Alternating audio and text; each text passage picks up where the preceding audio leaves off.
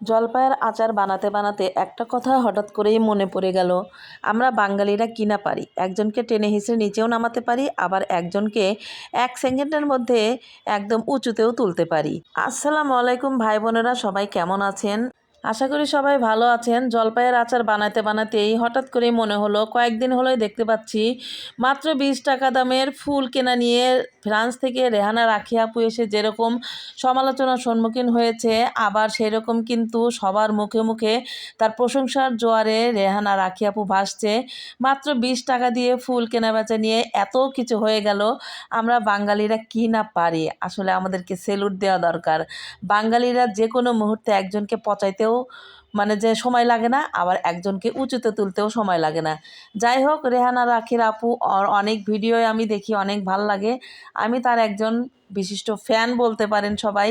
তো যাই হোক, ভিডিওর মধ্যে এই কথাগুলো না বললেই নয়। তো বর্তমানে যে ভিডিওগুলো এখন ভাইরাল হচ্ছে ভাই, আমাদের আর ফেসবুকে কোনো জায়গা নাই।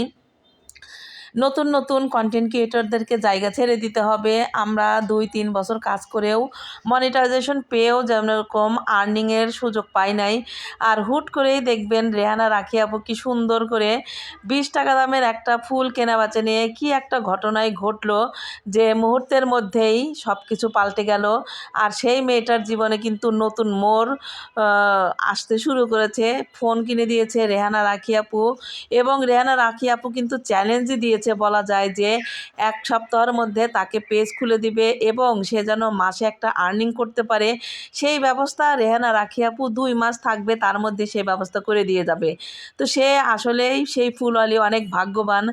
আমরা 2-3 বছর ফেসবুকে কাজ করেও এরকম কোনো কন্টেন্ট ক্রিয়েটরের সাপোর্ট পাই নাই, বা কেউ এসে পাশে বলবে যে আমি তোমার পাশে আছি, আমি আপনার পাশে আছি, আপনার পেজটা আমি তুলে দিব, কোনো সমস্যা নাই।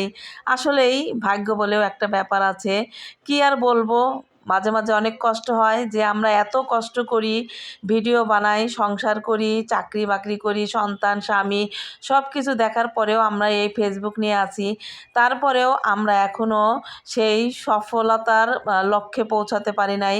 আর মাত্র 2-3 দিনের ব্যবধানে 20 টাকা দামের একটা ফুল কেনাবেচা নিয়ে যেই একটা ধারণাই হোক না কেন সবার মধ্যে, মেয়েটা কিন্তু আমি লাকি বলবো, লাকি ওম্যান বলবো, কারণ খুবই ভাগ্যবান। রাখি আপুর নজরে পড়ছে।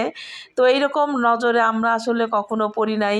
তো রাখি আপুকে আমার এই ভিডিওর মাধ্যমে বলতেছি, রাখি আপু বগুড়াতে বেড়াতে আসবেন, 2 মাস আপনি থাকবেন, অবশ্যই বগুড়াতে বেড়াতে আসবেন, আপনার সাথে আমরা দেখা করবো ইনশাল্লাহ। আর আপনার নজরে একটু পড়তে চাই। তো যাই হোক, সারাদিনের কর্মব্যস্ততার মধ্যে মাঝে কিছুটা সময় ফেসবুকে ব্যস্ত থাকার চেষ্টা করি, কারণ সব সময় কিন্তু একঘেয়েমি ভালো লাগে না। আর এই তো শুরু থেকে যারা আমার ভিডিওটি দেখলেন, যারা লাইক দিতে ভুলে গেছেন, অবশ্যই কিন্তু একটা লাইক দিয়ে পুরো ভিডিওটির সাথেই থাকবেন। এর মধ্যে আছে আমার রান্না বাড়ি, কি করলাম না করলাম, কোথায় ঘুরতে গেলাম, সব কিছুই এই ভিডিওতে আছে। ভিডিওটি ভালো লাগলে অবশ্যই কিন্তু লাইক কমেন্ট শেয়ার করে পাশে থাকবেন। যারা যারা নতুন নতুন পেজ খুলেছেন, অবশ্যই তাদেরকে আমি ভালোবাসা দিতে চাই। আমার এই ভিডিওতে কমেন্ট করে যাবেন, এবং যারা যারা যেখান থেকে আমার এই ভিডিওটি দেখছেন অবশ্যই কিন্তু সাপোর্ট করবেন, পাশে থাকবেন, ভালোবাসা দিবেন। আর আমি তো সবসময়ই সবার পাশে থাকার চেষ্টা করি। এখন তো যখনই ফেসবুকে ঢুকছি তখনই দেখতে পাচ্ছি এইরকম ভাইরাল ভিডিওগুলো, দেখতে অনেক ভাল লাগে। আর মনে হয় ইস, আমরাও যদি এরকম ভাইরাল হয়ে যেতাম। তবে পেজ খোলার পরে আমারও অনেক ভিডিও ভাইরাল হয়েছে, তারপর অনেক মিলিয়ন পর্যন্ত আমার ভিউজ চলে গিয়েছিল, কিন্তু ব্যস্ততার কারণে আর আগাতে পারি নাই। কিন্তু হাল ছাড়িনি।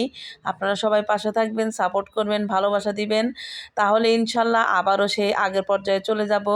তো ভিডিওটি কিন্তু আর বড় করতে চাই না। ভালো লাগলে অবশ্যই লাইক কমেন্ট শেয়ার করে পাশে থাকবেন। দেখা হবে নতুন কোনো ভিডিও বা ব্লগে। আর আজকে বিদায় নিচ্ছি। ভালো থাকবেন সবাই, সুস্থ থাকবেন। আল্লাহ হাফেজ।